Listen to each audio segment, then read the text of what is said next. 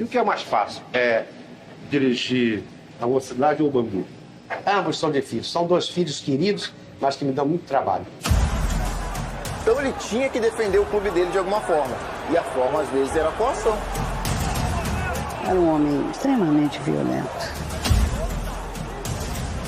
Esse era o jeito dele de lidar com a situação. Tenho sofrido nesses últimos meses injustiças diversas, calúnias, intrigas.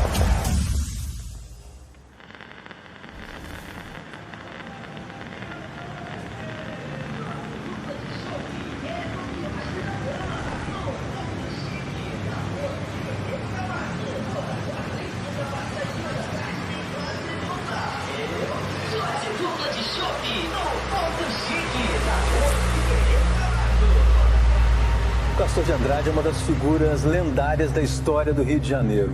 O Castor, esse bichinho tão simpático e que a gente via tanto em Bangu na época do Castor, continua a ser visto lá. O Castor continua vivo. Malandro, se você vai fazer um documentário sobre o Castor de Andrade e não tiver jogo de bicho, futebol e carnaval, nós estamos jogando conversa fora. Nós vamos falar de quê? Um homem que conseguiu reunir muitas facetas evidenciadas, escancaradas no ambiente do futebol. Ali a gente pôde ver claramente o mecenas, o homem que ajudava, o paizão de muitos, mas também o homem violento, o homem corrupto, que usava desses meios também para conseguir tudo aquilo que ele queria. As cenas mostram o massacre e eu não vi nada disso. Seu Castor de Andrade nos tirou de Pelotas com o dinheiro! Um cara extremamente familiar, um cara extremamente perigoso, um cara extremamente respeitoso e um cara extremamente malandro. Um bom ser humano, um ser humano singular. Ele era o rei do Rio.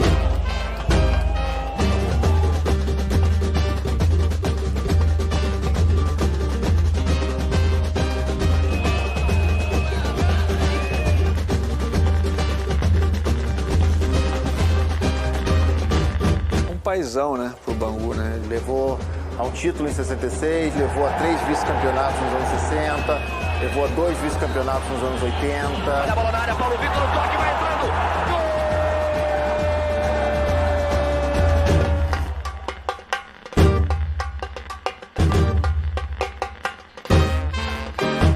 O Castor, para essa torcida, era um deus. Era um deus. Ele era um sedutor. Um sedutor voltado para o mal, mas um sedutor. Pra gente do clube, era o nosso Deus, né? De bicho quem entende sou eu. E o meu bicho sempre foi muito melhor do que qualquer outro bicho. De forma que, em negócio de bicho, eu já estou ganhando o Flamengo. Por trás desse Castor, né, socialmente, uma pessoa respeitada, havia um verdadeiro capo. Havia o líder, um chefe de um grupo criminoso, né, de um grupo de contraventores muito perigoso, né, que explorava uma atividade também considerada por muitos aparentemente inocente, que é o jogo do bicho. O jogo do bicho é uma mera contravenção penal. A sociedade é muito hipócrita. As elites tinham um compromisso e o povo em geral, os caras são boa praça no subúrbio, que maravilha, financio meu clube de futebol, minha escola de samba, campeã na passarela, o cara vai lá, beija a bandeira, um bandidaço daquele, na quarta-feira de cinza, aquilo ali, em cada barraca tinha uma quadrilha ali. Aquele bandido herói, querido por todo mundo. A gente tinha a proteção do policial, a gente tinha a proteção dos bandidos. Um amigo extraordinário, extremamente vaidoso, muito elegante e muito solidário. Um gangster sem escrúpulos que se travestiu de um personagem que era o carioca apaixonado por samba e carnaval. Transitava nesses dois mundos com muita tranquilidade. O mundo das pessoas cultas, das pessoas que estudaram e o mundo da violência, né? Que eu digo dos crimes vermelhos, né? De sangue. Transitava por aí muito bem. Não posso falar pelos demais, tá certo? Mas o Castor, com certeza, nunca cometeu um crime de sangue na vida, sequer um crime de ameaça. Os bicheiros não podem ser julgados nem com privilégio, nem com rigor, nem com perseguição. Devem sim ser julgados com humanidade. Il capi di tutti capi. Quer dizer, o chefe de toda a máfia. Ele teve um apogeu, ele teve admiração, ele exerceu um fascínio enorme, mas nada é para sempre. Uma hora a casa cai. E foi o que aconteceu. Não foi diferente para ele. O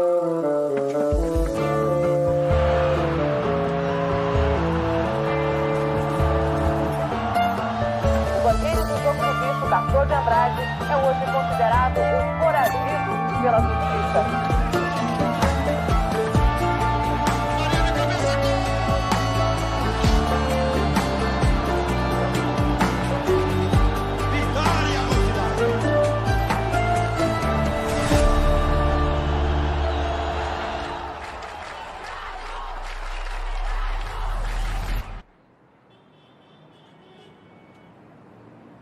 A visão que a Zona Oeste tem, que o subúrbio tem desse homem, talvez seja diferente do que alguém da Zona Sul tenha. É importante ressaltar isso.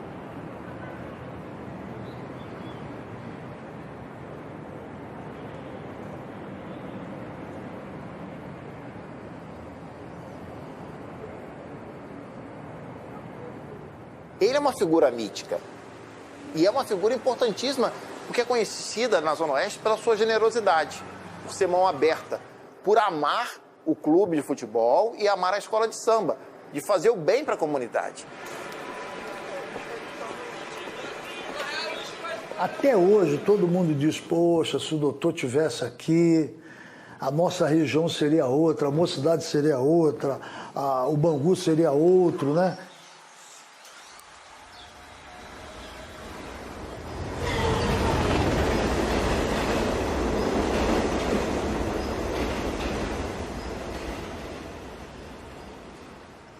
Todo mundo que nasce em Bangu tem um pouquinho de Castor de Andrade. Um dos bairros que tem mais cara malandro de resenha, de bate-papo, de boêmio, daquela coisa antiga, é o bairro de Bangu.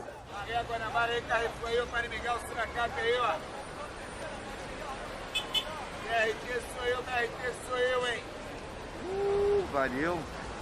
Ninguém vê o Castor como contraventor. Ninguém vê. As pessoas só enxergam o lado bom dele. E é assim que eu vejo também, é assim que todo mundo tem que ver. E ele fez um esforço incrível para ser visto, para ser bem visto. Para sair das páginas policiais, entrar na página do Carnaval, entrar na página de esportes. Ele fez o esforço dele. E conseguiu. O Bangu esteve afastado das manchetes esportivas do futebol brasileiro. Passou em branco pela década de 70. Mas o tempo das vacas magras, ao que tudo indica, acabou. Voltou a ser grande de novo. Sabe por quê, parceiro? Porque tinha de volta o grande Castor de Andrade. O rei da cocada no futebol, no samba e na contravenção. E tenho dito, compadre. Esse aqui é o dito. Eu tomei verdade, tomei verdade. Domingos Elias Alves Pedra. Ele ia para Portugal, para Grécia, para Arábia. Acabou no Bangu, Dé. Por quê? Bom, acabou assim, ficou um termo meio pegajoso. Eu acho que eu estou apenas começando aqui no Bangu, já que foi aonde praticamente eu iniciei na minha vida profissional, em 1967, aí com meus 17 anos, bons tempos aquele. Então, a nossa finalidade foi essa. O homem nos contratou, o homem, entre aspas, chama-se Castor de Andrade, uma fera, é mesmo? Então, nos contratou e disse, olha, moçada, eu quero que vocês levantem o Bangu. O Castor gostava desse jogador bandido, ele gostava desse jogador malandro, o jogador boêmio. Odé, os salários são bons e estão em dia. E os bichos? Ah, malandro, isso aí você já entrou num terreno meio minado. Isso aí é só com o nosso simpático Castor de Andrade, que é bom de chifre, é bom de dar, diferente, malandro, desses falsos cartola aí do futebol brasileiro. Esse é um cartola esperto. O faz-me rir na mão. Era esse o tempo da malandragem. E no tempo da malandragem, se não tiver o otário, como é que o malandro vai viver? O Bangu, que estava na Taça de Prata, venceu o Uberlândia por 4-0, classificando-se para a Taça de Ouro. O Flamengo chora, mas não adianta nada. No alçapão de Moça Bonita, o Bangu foi mais time e ganhou com um gol chorado. O Vasco perdeu a invencibilidade. 3-2 para o Bangu. A zebra carioca na Taça de Ouro. O Bangu exagera contra o Fluminense em Moça Bonita, 3-0. Outra falta agora para o Bangu e Marco Antônio, ex-Vasco, faz um golaço no ângulo. Marco Antônio é um dos maiores jogadores do futebol brasileiro de todos os tempos. Cracaço de bola. Mas você nunca gostou muito de treinar, né, cara? Sempre meio preguiçoso. Marco Antônio cruza de novo, só desvia com um toquinho de cabeça. Gostava dos beat nightzinhos, gostava do samba, gostava da noite. Mas tinha que estar de manhã cedo no treinamento. Por quê? Se não fosse, o Castor mandava pegar. Tinha aquela rodinha de bobo, né? Que fica um cara no meio, todo mundo tocando a bola. E o Marco Antônio, em vez de participar com a gente, tinha uma baliza, aquela baliza móvel, né? Que era de ferro. A baliza móvel não era de madeira, era de ferro. E o Marco Antônio encostou ali, botou a cabecinha dele do lado e puxou o maior Bernardo, malandro. Começou a roncar, malandro. Eu peguei, saí da rodinha, subi a arquibancada, Castor. Marco Antônio tá puxando o maior ronco ali, tá dormindo ali encostado na baliza. Ele desceu, malandro. Aí chegou uma distância do Marco Antônio, mais ou menos assim, de uns 7 ou 8 metros. Veio, abaixou assim, ele tinha uma pistola que ele usava aqui na perna. Olha a malandragem, compadre. Aí pegou a pistola assim, levou a mãozinha e soltou o dedo, malandro.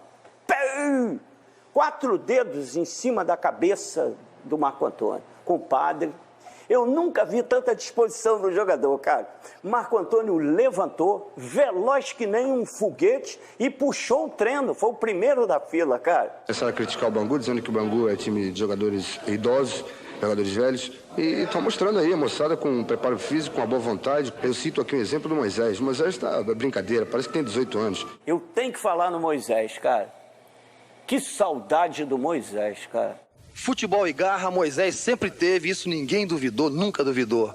Mas com essa idade toda, ainda correndo desse jeito, Moisés? Eu, graças a Deus, fui dotado de uma condição física excelente, eu acredito uma das melhores, talvez, do país. Moisés era um filho pro Castor.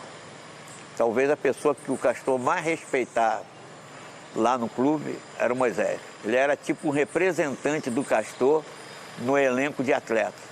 Imaginam que você é um zagueiro que só dava porrada nos outros. A bolinha dele era desse tamanho, cara. Mas ele se impunha. Você tem algum recado para mandar pro Chicão? Não, é para ele vir bastante tranquilo. Cada galo canta no seu terreiro.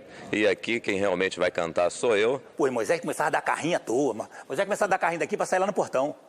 Porque Castor, ele sabia que Castor gostava. Esse carrinho na beira do campo assim, ainda mais perto da torcida ali. Nossa, Castor adorava. Já era uma tática que eu usava realmente para amedrontar o atacante. Eu já, na primeira jogada, até os 10 minutos, já entrava duro, uma entrada violenta, mas leal, para realmente deixar o atacante preocupado, dominar com dificuldade, ter uma preocupação de olhar a bola e olhar o zagueiro. 2 pestes. Não tem condição nenhuma de ser santificado. Mas se fosse depender de mim, seria São Castor, 1, e seria São Moisés, o Beato, 2. E o xerife? Vem cá, xerife. O xerife tá precisando aí. Como é que tá o xerife aí? Tá polindo a estreia lá. Esse aí é aquele xerife Ding. Se eu tivesse que escolher uma pessoa para ser o cidadão carioca de todos os tempos, eu escolheria o Castor de Andrade. Castor é patrono, advogado, diretor, carrasco, torcedor, tudo era ele. O Bangu foi jogar contra o Internacional. Nós tivemos uma vitória, rapaz, que foi uma coisa maiúscula, um troço de espontaneidade, uma garra, um vestiário foi louco. Nós vamos hoje, todos nós, para um puteiro, fazer uma farra. Vamos festejar esse negócio. Aí tem um puteiro lá no Porto Alegre, como é o nome daquele puteiro? Mônica! Porra, é só malandragem, só gíria, rapaz, é uma linguagem do boleiro. E, porra, xingando pra falar, palavrão pra cacete também. Nós precisamos mais do que nunca ganhar esse jogo de domingo. Quer ganhar essa porra de qualquer maneira. Qualquer maneira. Naquele dia lá, ele deu 4 cartões pro Bangu e 3 pro Palmeiras. Tu acha que ele era o rei da cocada por acaso? Pelo menos é o nome de bicho. Bicho É uma boa, né? Moisés não era só um zagueiro. O Moisés era um líder, era um capitão, era um homem de confiança. E o sargento fez alguma homenagem a você? O sargento não estava. Ah, não estava? Não. Essa senhora que estava apresentando o show. Vem cá, e você chegou a falar lá com o Metri? Não falei com ninguém. Só trouxe a conta para me pagar? Trouxe a conta. Moisés, embora sendo jogador, você vai a São Paulo contratar o Mário? De momento eu tive essa ordem no domingo, mas inclusive eu conversando com o Castor numa reunião e nós estamos aguardando 2 jogadores, são 2 goleadores, um vem do Blumenau e outro de Paranavaí. Ele foi contratado para ser zagueiro e depois ele resolve continuar no clube. Ele pensou em se candidatar a vereador, na época de 82. Mas eu acho que ele sacou que era mais lucrativo ele ser um braço direito dentro do clube, que ali ele ia conseguir uma projeção maior. Então, quando o Jorge Vieira sai em 83, e ele estava ali no meio, ali, sendo um assessor especial do Castor, ele vira técnico. Moisés, o zagueiro, estreia como técnico. Moisés, quais são as chances do Bangu no estadual? As melhores. Nós estamos preparando uma equipe jovem, uma equipe realmente mentalizada para jogar um futebol ofensivo, um futebol atual. Aquele técnico sem camisa, dando treino, falando besteira nos jornais. Ele queria mostrar aquele descompromisso. Me passa uma ideia de um descompromisso bem calculado, uma imagem do malandro calculada. Os jogadores do Bangu estão esperando a figura principal para poder começar o treino. Moisés, é isso? Chuva? Chegou mais tarde? O que é? Não, o horário era 5 horas mesmo. Eu estive numa reunião agora com o pessoal ali. Mas o horário é padrão, 5 horas. Eu acredito que o Bangu vai se apresentar muito bem nesse campeonato. Já contra o Vasco, eu espero um bom resultado.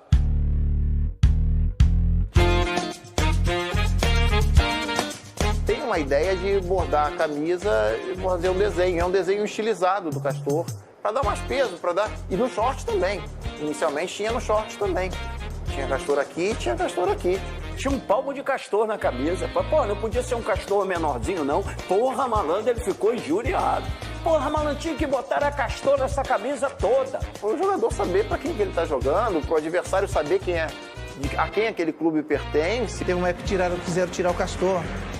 Ele falou, pô, eu que pago aquela merda lá, por que vai tirar o Castor? Se tirar o Castor, eu saio de campo também, não pago mais.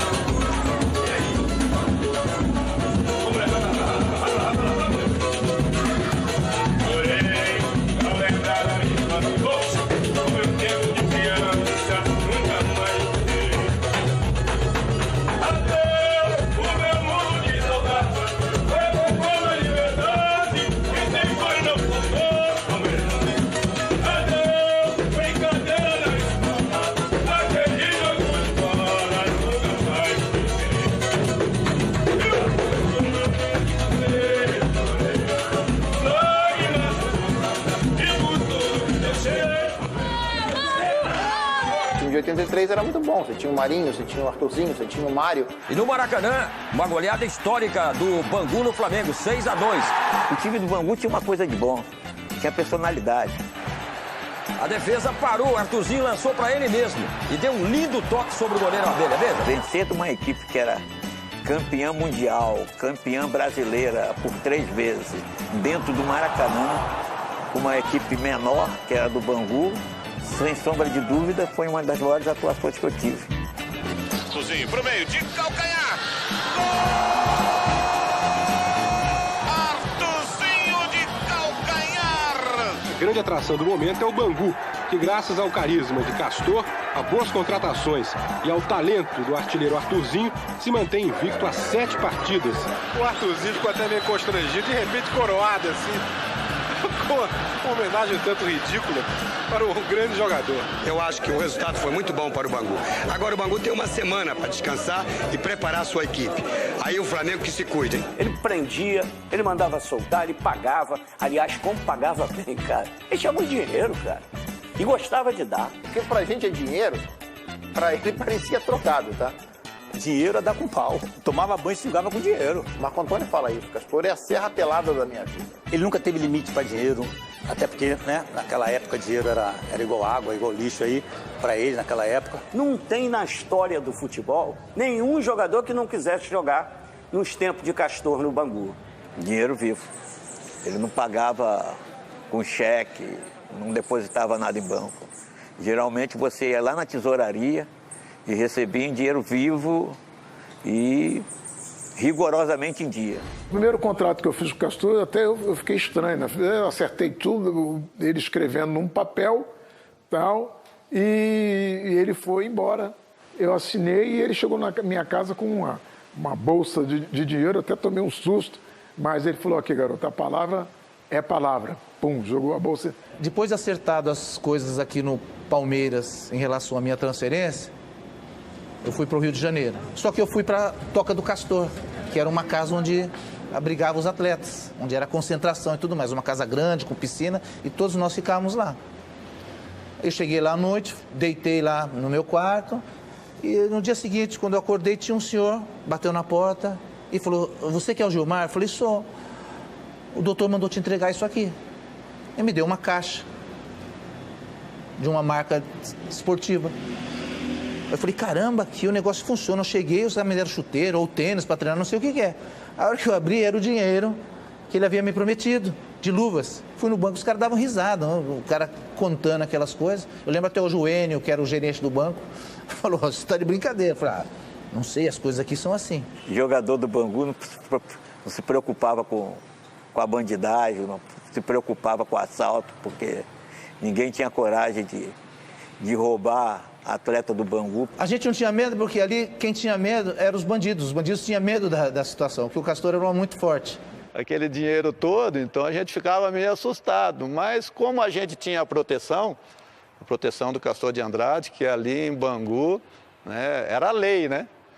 Então a gente tinha a proteção do policial, a gente tinha a proteção dos bandidos. Então durante esses 3 anos e meio ninguém mexia com a gente, né? A gente viveu num paraíso, com certeza. Ele sentado, aí ele botava o cachorro sempre andou armado, sempre com uma pistola bonita que ele botava em cima da mesa. E a mesa de vidro, não tinha como o cara concentrar, olhar para ele. O cara baixava a cabeça, via dinheiro. O cara olhava para cá, na mala dele de couro jacaré era dinheiro. Que as notas grossa, novinha, limpinha, ficava na mala dele de jacaré. Com aquela mala fantástica. Ali que tava tudo pacotinho, tudo uma em cima da outra. Lindo, lindo, lindo, lindo, lindo, lindo. Tu ia com uma pedida na cabeça. Pô, vou pedir 10 mil reais, vou pedir 10 mil reais, o Castor vai pagar 10 mil reais. Quando o cara, ele a mala, em cima da mesa dele, uma bolsa assim, dinheiro dentro da espera dele, vou pedir 10, não, vou pedir 20. Aí ele falava, pô, eu que pago essa merda aqui, se eu não for poder dar palpite, eu vou dar palpite aonde? Quem dava a preleção não era o técnico, era o Castor de Andrade. Só que naquele dia, o Castor não pôde ir. Eis que o Moisés, vou aproveitar para vocês adiantarem. Aí ele pegou o papel, leu o primeiro nome. O time vai jogar com Tobias. E aí, quando foi ler a linha de baixo, ele não entendeu. Ele, olhou, mexeu aqui no olho, para cá, assim, não está enxergando nada. Aí ele soltou essa. Puxa vida, malandro. Tá cada vez mais difícil entender essa letra do Dr. Castor, porra. Porra, compadre, como é que vai ter pré-eleição depois disso, cara? Isso o time já vinha escalado. O Castor dava ao Moisés o time que ia jogava lá. E o Moisés aceitava tudo numa boa. E falava, pô, Marinho, você tem que fechar mais o Ado, não vai muito ali não. Ó, você fica aqui, Oliveira, segura um pouco aí, dá o Gilmar ali atrás, vê se fala com os caras. Aí ninguém entendia. O Moisés falava assim, não, o doutor tem razão. Aliás, disse muito bem. Eu vi ele no vestiário, ele gritando, dando esporro em jogadores de nome, jogadores de seleção brasileira, orientando, escalando o time, botando o dedo, faz assim, faz assado. Então eu peguei essa fase dele justamente quando eu era gandula e ajudante de roupeiro. Vamos fazer diferente agora no segundo tempo. Eu preciso que alguém lance ao Marinho. Eu falei, não estou entendendo, cara. Se você tem um treinador, não estava entendendo. Castor de Andrade ficou trancado com os titulares dentro do vestiário por mais de 40 minutos. Costume já, toda vez depois dos jogos e antes dos coletivos, ele procura conversar com a gente e às vezes dá uma xingadinha também, mas é normal. No Maracanã jogaram Vasco e Bangu, que logo descobriu o mapa da mina. Perivaldo levanta, Cláudio Adão sobe e marca Bangu 1-0. Foi uma grande atuação minha e o Castor ficou muito feliz. que depois ele falou, ele conversando depois, falou assim, não, hoje eu vou encher o saco de Eurico, porque eu te tirei de lá e você fez 4 gols. Parabéns, Cláudio Adão. Pô, que legal, que beleza. Estou muito feliz. Então isso me deixou mais alegre ainda. Marinho levanta para a entrada rápida do artilheiro Cláudio Adão. Belo gol, final Bangu 4, Vasco 0. O Bangu, na década de 80, com o Castor, ele é 4º colocado no Campeonato de 80, 4º colocado no Campeonato Carioca de 81. Ele chega nas quartas de final do Brasileiro de 82, ele é eliminado pelo Corinthians nas quartas de final. E vai para o triangular final do Campeonato Carioca de 83, com o Flamengo e com o Fluminense. Então, os resultados surgiram, né? Quando você tem investimento forte, você tem dinheiro em cima, você tem contratações melhores, você tem um time melhor e o time quase chegou. É sempre assim, é sempre no quase. Quando ele assinar o cheque, quando ele pagar logo os 10 milhões de pontos, deixa aí. Dá isso providencia isso agora, porque eu tenho que trazer esse dinheiro aqui. Baixa a roupa. Tchau. Seu Castor, tem bicho até no coletivo hoje? Não, não tem não. O bicho é para a partida de domingo, se Deus quiser. Um bicho bem compensador. Não estou avisando hoje. Chega a 1 milhão? Capaz até de passar, dependendo do comportamento deles nessa partida. O salário era pequeno, porque era assim na época. Mas os bichos, compadre. Posso garantir a vocês que eu ganhava 20 vezes mais de bicho e nas mordidas que eu dava no Castor por fora do que com o salário que eu ganhava no Bangu. Esse nome bicho, né, é muito curioso porque era assim que ele motivava os jogadores do Bangu. E a expressão, ela vem também do jogo do bicho, porque no início lá do século, quando o futebol ainda não era profissionalizado, os jogadores não podiam ter contratos e ganhavam meio que por fora. Eles falavam, como é que você ganhou esse dinheiro? Ah, ganhei no bicho. E aí virou essa premiação extra, ganhei no bicho. Ele dava dinheiro para tudo. Dinheiro para gol em treino, dinheiro para pênalti. Aí chegava da tribuna, que treino maravilhoso! Valeu! Paga o bicho, o pessoal no treino. Os caras olhavam assim, bicho no treino? Pode pagar o bicho pra cada um. Só que o time titular tinha que ganhar. E era um jogo que era pra gente ter ganho, de 4, 5, mas não entrava, a bola aí foi 1-1 o jogo. Aí nós estávamos todos no vestiário tomando banho, e ele apareceu e ficou aquele silêncio, a gente sabia que ele ia dar uma comida, né? Ele ia chegar e ia comer o toco de todo mundo. Eu falei, putz, olha o doutor ali, os caras tomando banho assim e tal. Aí ele falou, ó, seguinte, eu vou dar esse dinheiro aqui, mas ó, tô com vergonha, tá? Queria pagar bicho inteiro, mas fazer o quê? Pegou o pacote, fez assim, ó. Aí, nossa, só vi um tal de neguinho pegando dinheiro no chão e tal, né? Eu fiz uma promessa que iria pagar-lhe um prêmio se ele fosse artilheiro. Mas logo que começou o campeonato, eu paguei o prêmio adiantado. Ele fazia uns desafios que era muito gostoso. Ó, se você for artilheiro do campeonato, eu vou te pagar tanto. Se você não for, você também vai embora. O Castor de Andrade, Arthurzinho, vai levar um belo bicho por esse gol que ele fez, não vai não, Castor? Ele já merece tudo quanto é bicho. Ele já tem o maior bicho, que é o Castor, que ele conquistou. Jogar no Bangu realmente é orgulho para qualquer jogador, é uma satisfação. Um bicheiro de patrono com dinheiro já representa muita coisa. O Bangu tinha 2. Carlinhos Maracanã. Foi presidente do Madureira nos anos 60, bicheiro também. Presidente de honra da Portela também. E quando ele vem para dividir as funções, na verdade, né? Ele vai cuidar da parte juvenis, juniores, enquanto o Castor fica só com os profissionais. Por incrível que pareça, Carlinhos Maracanã, na época, era presidente da Portela e Castor na Mocidade. Então, a rivalidade de samba, independente do campo. Em algum momento eles devem ter sido inimigos por briga de ponto no início dos anos 70, mas depois nos anos 80 fizeram uma parceria muito boa dentro do clube, que durou até 93. Os jogadores do Bangu tiveram um sábado totalmente diferente aqui na Toca do Castor. Eles assistiram em primeiríssima mão ao filme Águia na Cabeça, de Paulo Thiago. Moisés, uma nova atividade no Bangu, o Bangu sempre inovando, né? Eu acho que foi excelente, os jogadores, inclusive, estão gostando. Você acha que tem alguma referência ao Dr. Castor, ao Carlinhos Maracanã, nesse filme? Não, acho que é lógico que o jogo de bicho é uma tradição, é uma transação desde a época do Barão. E eu acho que não tem relacionamento nenhum, inclusive porque o Castor já está afastado há muito tempo da contravenção. Diz uma coisa, a referência direta ao jogo do bicho tem a ver também diretamente com o Castor e o Carlinhos Maracanã? Bom, eu acho que as pessoas... O Brasil vive uma realidade dupla, uma realidade que a realidade legal, a realidade que se fala, que está nas páginas dos jornais, e a realidade que as pessoas conhecem, daquilo que é real. Todas as pessoas sabem, na verdade, o que o Castor e o Carlinhos Maracanã fazem. Isso é público. Então, para mim, me dá uma grande satisfação de mostrar esse filme, que é um filme que trata do assunto do jogo do bicho e que trata também de coisas ligadas à vida brasileira, política, a luta pelo poder e tudo isso, para pessoas que têm a ver com o filme. É como se eu estivesse exibindo o filme para pessoas que, de certa forma, são personagens do próprio filme. Zezé, um lançamento também diferente para você, né? Numa concentração aqui no Bangu, Águia na Cabeça, você como principal atriz. Eu estou achando ótimo. Acho que a prova de que eu concordo com essa ideia é a minha presença aqui na concentração do Bangu. Achei genial, achei muito justo se fazer essa homenagem aqui ao Castor e à turma toda do Bangu. Uma pergunta técnica. Por que não tem Castor no Jogo do Bicho, apesar de ter Castor no Jogo do Bicho? Muito inteligente a pergunta, como sempre, tudo que vem de você, né? Realmente, eu devo culpar o Barão de Drummond, que naquela época não tinha no zoológico um castor. A lista dos 25 bichos do Barão, lá de 1892, é a mesma lista que a gente usa até hoje no Jogo do Bicho. Os mesmos 25 bichos. O jogo começou muito inocente, né? Pelo Barão de Drummond, que era o dono de um zoológico, na época em Vila Isabel. E o zoológico dele não ia muito bem das pernas, ele precisava ganhar um dinheirinho extra e ele teve a ideia de fazer uma rifa. E a rifa era com os animais do zoológico. Foi um sucesso. Isso começou a digamos assim, despertar o interesse de outros investidores, né, que gostavam dessa história da jogatina, das apostas, e se inspiraram no modelo lá do Drummond para montar o seu próprio negócio ligado também a números e bichos.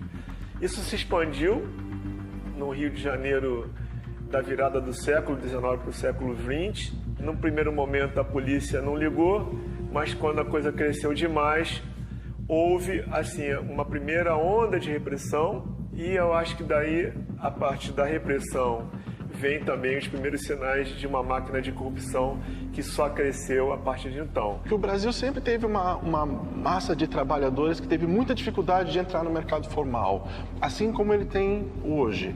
O Jogo do Bicho empregava antigos escravos, empregava imigrantes que vieram para o Brasil. Foi um dos primeiros lugares a empregar mulheres que precisavam sustentar suas famílias, por exemplo, também. Muito provavelmente a avó do Castor é uma dessas pessoas, trabalhadoras, pobres, que perceberam no jogo, perceberam ali, naquela prática, uma possibilidade de ganhar dinheiro. E deve ter sido realmente a dona Euridice, a dona Yaya, a primeira apontadora de bicho de Bangu. Olha, eu tinha uma avó, que chamava-se Euridice, e ela naquela época, como é que diz, para julgar, era viúva, para ajudar a manutenção da casa, ela escrevia Jogo do Bicho numa casinha modesta de sapê na Rua Fonseca, em Bangu. Minha mãe trabalhava no laboratório farmacêutico, e a minha outra tia Santa, ajudava a minha avó a escrever o joguinho de bicho dela. Meu pai, que era condutor de trem, casou-se com a minha mãe e tinha outros tipos de negócio, mas por influência da família da minha mãe, eu acho que o sangue da minha mãe forçou, e ele começou a ter também ligação na contravenção do Jogo do Bicho. E daí a origem.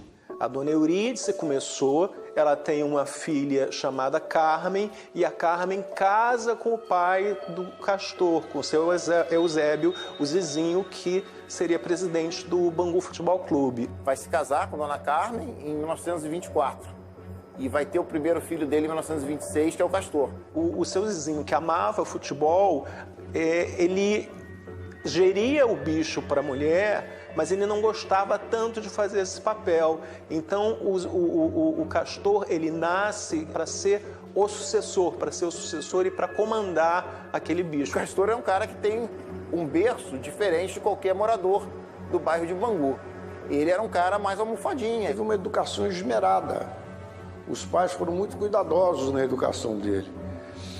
Ele estudou no Colégio Pedro II, se formou na Faculdade Nacional de Direito da Universidade do Brasil, que na época era, e acho que ainda é, a melhor faculdade do Rio de Janeiro. Tinha inclusive inscrição da OAB, tinha a carteira da OAB. Eu montei um escritório ali na Rua da Assembleia e iniciei com 2 advogados e nós 3 iniciamos uma banca de advocacia ali, mas depois os tempos foram mudando, a vovó começou a ter uma influência na minha vida, e eu fui seguindo o caminho da vovó. Ter um doutor na família era um traço de distinção daquela família. E isso já separava a família Andrade das outras famílias do bairro de Bangu.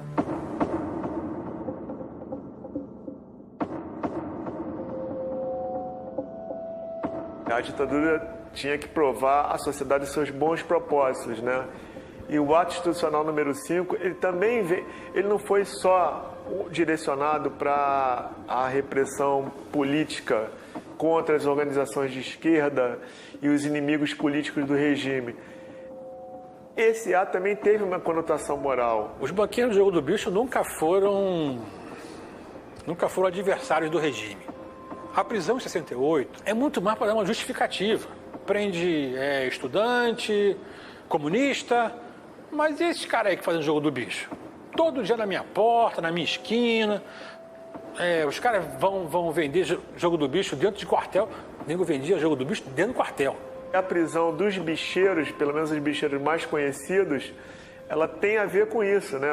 Vamos tirar esses caras que são mal para a sociedade porque ganham dinheiro com jogatina. Vamos tirá-los de circulação e mostrar à sociedade que a gente veio aqui para moralizar. O Castor já era um bicheiro conhecido, né? Já estava ligado ao Bangu, era uma referência, e ele foi preso por conta disso.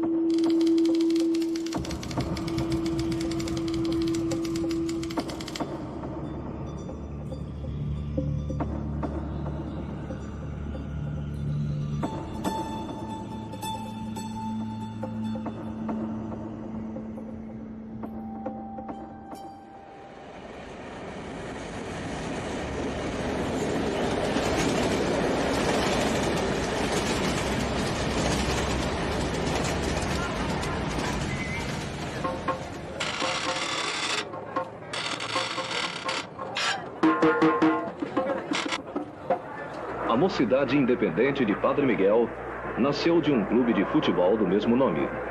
Seu forte é a sua bateria, organizada pelo famoso Mestre André. Castor chega na Mocidade e logo vira o dono da escola, pela figura dele centralizadora, muito carismática e por muito dinheiro. Ele chega despejando dinheiro na escola e aí cria-se no carnaval essa figura do patrono, que existe até hoje, né? Você tem o nome patrono ou presidente de honra. Nesse período, 60, 70 até 80, nós temos Castor entrando na Mocidade, Anísio e Nelson, irmão de Anísio, tomando a Beija-Flor. A expressão que eu uso é tomar. Nós temos Luizinho Drummond indo para a Imperatriz. Esses bicheiros vão entrar, como Castor, em escolas de menor porte. Por quê? Porque a classe média e a sociedade estava começando a consumir o carnaval e a entrar nas escolas como um espaço de reconhecimento de um fenômeno cultural e artístico muito forte. O que os bicheiros veem? Os bicheiros veem nas escolas de samba uma forma de legitimar o seu papel na sociedade, justamente porque a classe média está ali. Quando Castor entra na Mocidade, convidado para ser o presidente, ele não aceita ele assumir este cargo. Ele quer ser o patrono da escola, mas ele indica uma pessoa para ser o presidente formal. É Osman Pereira Leite. E quem era Osman? Um policial que já trabalhava como segurança e como matador para Castor desde os anos 60. Espero que esse ano, com a proteção de Deus, a proteção divina, evidente, e com o auxílio do público, eu possa trazer para Padre Miguel esse título tão almejado. Os dois são citados na imprensa e são alvo de inquéritos algumas vezes por conta dos crimes cometidos. Um desses crimes foi contra uma pessoa chamada Pedro, que foi vítima de tiros dos matadores. A mulher dele foi atingida pelos tiros, mas sobreviveu. E o que esses matadores queriam com o Pedro? Eles queriam saber a localização de um amigo dele chamado Joinha. E quem era Joinha? Joinha era acusado de estar roubando pontos de bicho do Castor. A Vilma sobrevive a esse atentado. No hospital, ela diz para a polícia que as pessoas que atiraram foram a Asmã e um outro policial, e diz que é Amando de Castor de Andrade. 10 anos depois, em 73, nós temos um outro caso que não é esclarecido. É o assassinato de Vicente de Paula da Silva. Vicente de Paula era um funcionário de Castor e que, num momento de briga, chama Castor de Andrade de ladrão. Castor não era alguém de perdoar as pessoas. O corpo de Vicente de Paula aparece na Rio Magé, crivado de balas e com uma mão cortada, a mão esquerda. Nunca foi esclarecido o crime. Partiu de Portugal com destino às Índias, Cabral comandando as caravelas, ia fazer a transação, com o cravo e a canela, e de repente o mar transformou-se em calmaria, mas Deus Netuno apareceu, dando aquele toque de magia, e uma nova terra Cabral descobria Veracruz, Santa Cruz. Aquele navegante descobriu e depois se transformou nesse gigante que hoje se chama Brasil. Veracruz, Santa Cruz. Aquele navegante descobriu e depois se transformou nesse gigante que hoje se chama Brasil. E a musa do poeta, realização compositor. Estão aqui de novo convocando o povo para entoar um poema de amor.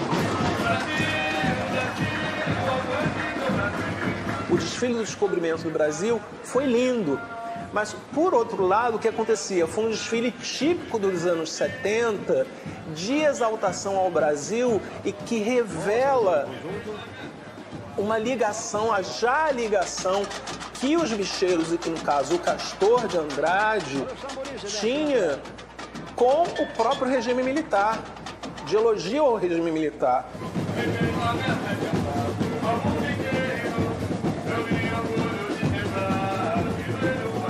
Se você pegar o samba, que é de um craque do samba enredo, que é o compositor Toco, você vai ver que a primeira parte do samba todo não fala do descobrimento do Brasil. O descobrimento do Brasil só é contado na segunda parte do samba. A primeira parte é toda de exaltação. Ela tem versos como: Brasil, Brasil, avante meu Brasil, vem participar do festival.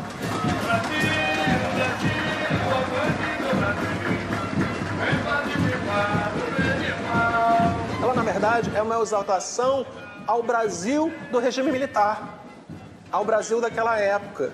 Ela reproduz o pra frente Brasil dos anos 70, do início dos anos 70, nós estamos falando de 79. Então, esse é o carnaval que o Castor faz. É um carnaval que mostra a ligação dele com o regime e, ao mesmo tempo, é um carnaval em que o presidente da escola é um policial matador. O julgamento dos desfiles das escolas de samba foi hoje no 4º Batalhão da Polícia Militar, no Rio. Como havia muita confusão por conta dos resultados, havia muito disse-me-disse sobre resultados armados para que uma escola ou outra fosse campeã, a polícia sempre estava envolvida para que não degringolasse o que aconteceu algumas vezes em briga. No Carnaval de 79 é que os dois, Osman e Castor, estão sentados lado a lado, o comandante do jogo do bicho, da cúpula do jogo, outro um acusado de assassinato. Na única nota de enredo, a mocidade tirou 10 e passou para o primeiro lugar. A vitória se confirmou no último quesito, alegorias e adereços. O presidente da escola, Osman Leite, ficou emocionado. A maior festa popular da cidade e a comemoração é feita por 2 bandidos, que é a palavra que nós podemos usar e que nós devemos usar. 2 bandidos comemorando numa transmissão da televisão, ao vivo. Osman, como é que vai ser a festa da mocidade? Maravilhosa festa. Eu quero que a bateria em peso esteja na rua agora. E o povo, que eu vou falar com o Castor agora. Quantos litros de chopp? Ei, não sei, nós não sabemos. Não cuidamos de chopp. Nós cuidamos da alegria do povo. Quantos dias?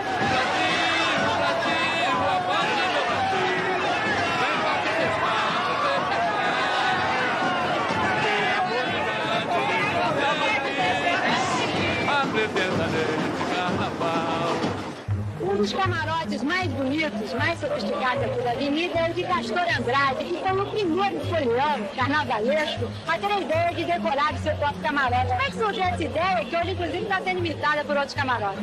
Eu pensei na obrigação de cada escola decorar o seu camarote, porque, paralelamente, haveria um outro concurso de camarote. Além do concurso da escola, haveria o concurso de camarote. Está querendo lançar um concurso de decoração de camarote? Eu acho que é uma boa para todo sucesso. Mas vocês iriam sempre ganhar, então? Não. Vilma Carrilho, moradora do bairro, nascida no bairro de Bangu.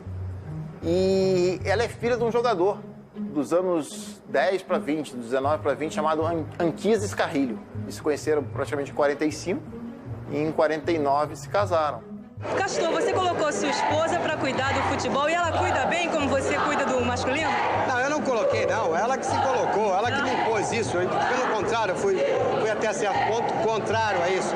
Porque no princípio estava dando muito prejuízo, muita despesa. E eu não despesa com o quê? Com grana, né? E ela não estava tendo resultado. Eu disse para ela, vou acabar com esse futebol. Mas aí quase que ela me provoca um desquite, quase que requer um desquite, aí fui obrigado a ser generoso e conceder.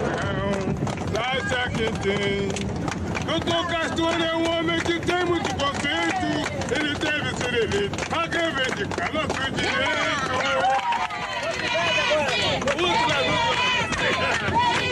Dona Vilma era fã do futebol feminino. E o Castor começou a pegar gosto, porque o time Bangu ganhava todo mundo. E era só goleada. E na verdade só dava prejuízo o futebol feminino, né? Acho que você não tinha público para aquele jogo ainda. O Bangu jogava, inclusive, preliminares no Maracanã, de jogos de profissionais. Com o time feminino tinha jogadoras boas. E em 83 tem a decisão do primeiro turno em campo do Bangu lotado. Eu era Gandula, Bangu e Radar. As 2 melhores equipes que tinha na época. Havia muita rivalidade entre as meninas. Por quê? O Radar era um time vencedor. Se formou uma seleção e aquela seleção do Bangu não queria perder. Aquela equipe movimentou a torcida, movimentou o subúrbio.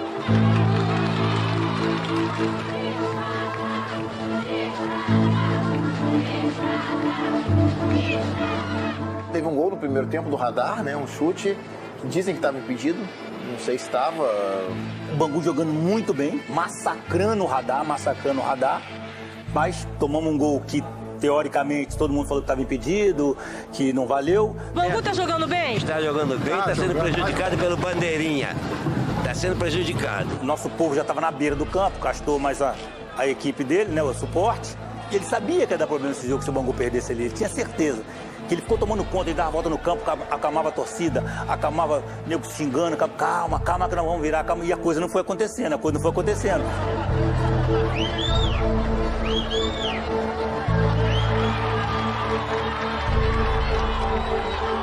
vai lá por causa do lance do gol do Radar que teria sido impedido. Que aí vai lá, tirar satisfação, fazer aquela pressão básica, a pressão do jogo, né?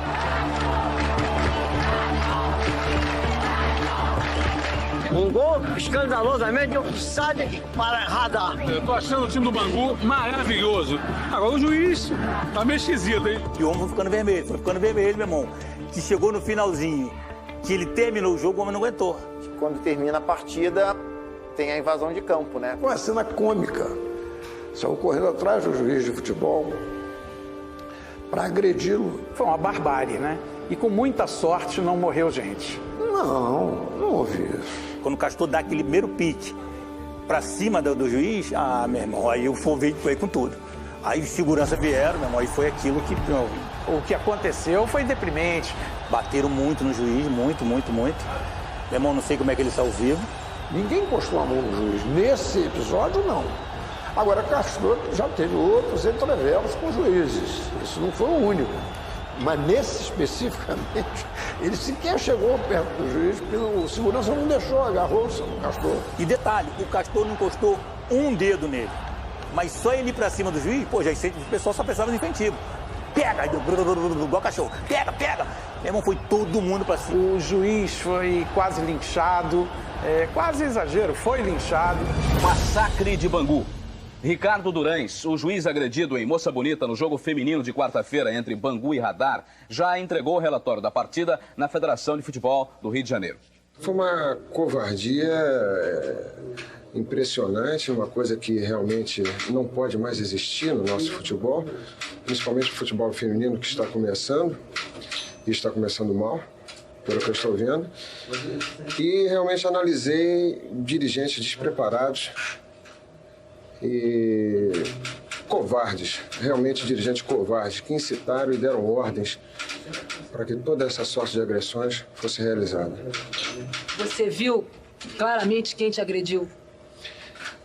Quem me agrediu eu não vi claramente, porque numa situação daquela que todos viram aí pela televisão, não há quem visse alguma coisa. No momento eu só pensava em salvar a minha vida. Agora, quem mandou agredir, eu vi quem foi, e foi o dirigente Castor de Andrade. Segurança, ele só correu para segurar o Castor, para não deixar que o Castor agredisse o juiz. Eu corri ao encontro do juiz com o firme propósito de dizer, não saia de campo, aguarde dentro de campo a polícia. E ao me aproximar correndo dele, gritando, não saia de campo, não saia de campo, ele interpretou, talvez, com aquele meu gesto, que eu tivesse a intenção de agredir. Ele saiu correndo, e eu saí correndo atrás dele, gritando, não corra. Não corra, e ele dando pique.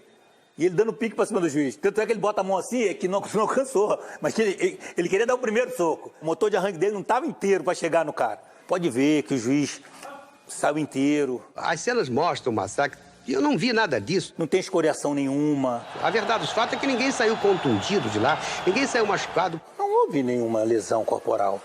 O rapaz está inteiro. O próprio árbitro está com a sua integridade física garantida. Porra, uns caras de 2 metros batendo assim, marretado no cara, soco de lado, tudo quanto é lado. O juiz mostra o dente assim, sem um pedaço do dente aqui, meu irmão. Imagina o tamanho do murro que ele tomou. Eu não sei nem mais onde é que eu vou dizer que eu estou machucado, porque todos viram, eu estou machucado em todos os lugares. A Associação de Árbitros quer saber quem eram aqueles homens armados no campo do Bangu. Eu acredito que fossem policiais, que sejam policiais. Do contrário, a polícia militar teria que chegar lá e deter pro porte de arma ilegal. Os agressores, todos eles, pertenciam a uma pseudo-segurança do Bangu Atlético Clube e todos eles estavam armados. Todos 3 já foram demitidos. Ricardo, você está bem abalado com o que aconteceu ontem, né?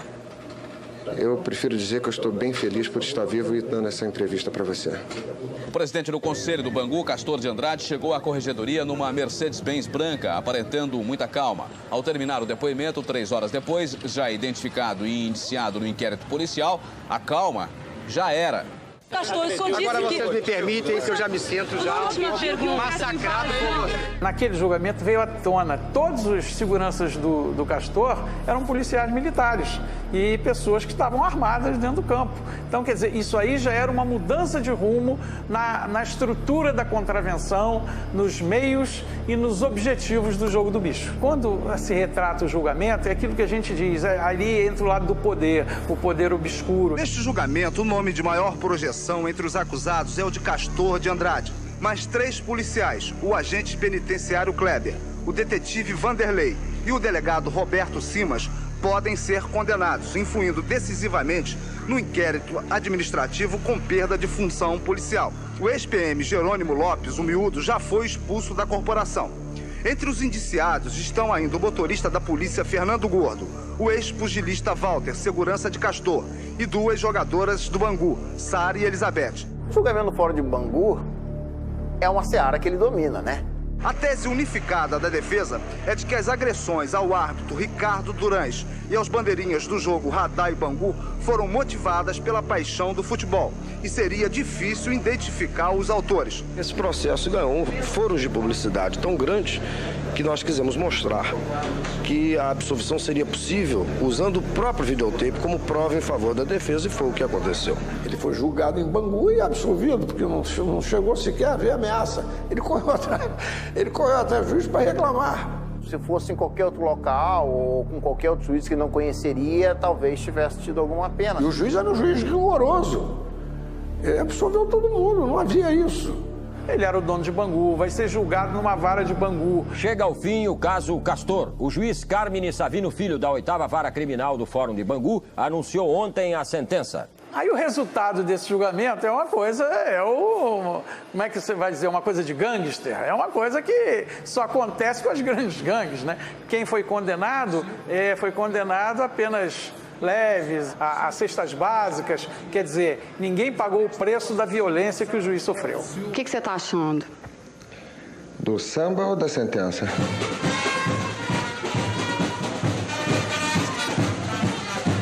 Um circo todo armado, a escola de samba esperando a saída dele para ele ser carregado em triunfo. Portela parabeniza Castor, salve a justiça. A faixa feita com antecedência, muito samba e até flores, comemoraram a absolvição de Castor de Andrade, o mais famoso entre os 9 acusados de agressão ao árbitro Ricardo Durães. Uma festa em frente ao Fórum de Bangu. O Calim Maracanã ligou, traz as mulatas, traz todo mundo, bateria, faixa da Portela. Pô, uma situação onde o cara, né, tava sendo processado por agressão, eu não sei o quê, e no final da festa. No final tá a Portela lá fora, todo mundo cantando, todo mundo feliz. Cara, parecia que todo mundo já sabia qual era o resultado final. Cara, isso é o Rio de Janeiro dos anos 80, né? Isso é diferente. Isso que a gente não tem mais hoje em dia, né? Essa alegria, é o escárnio total, né? A justiça é uma seara que ele domina totalmente. Por exemplo, nos anos 70 tem várias acusações de crimes contra ele que quando chegava nele o processo não ia. O processo não andava, você não conseguia imputar uma culpa ao Castor. Ele tinha a certeza da impunidade, em primeiro lugar, porque ele tinha força policial. E ele tinha certeza que a justiça não tinha instrumentos para puni-lo. Nós estamos falando antes da Constituição de 88.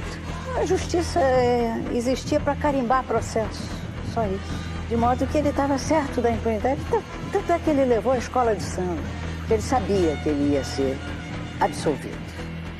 Eles nunca prevêem. O crime organizado nunca prevê um ponto final. E ele toma.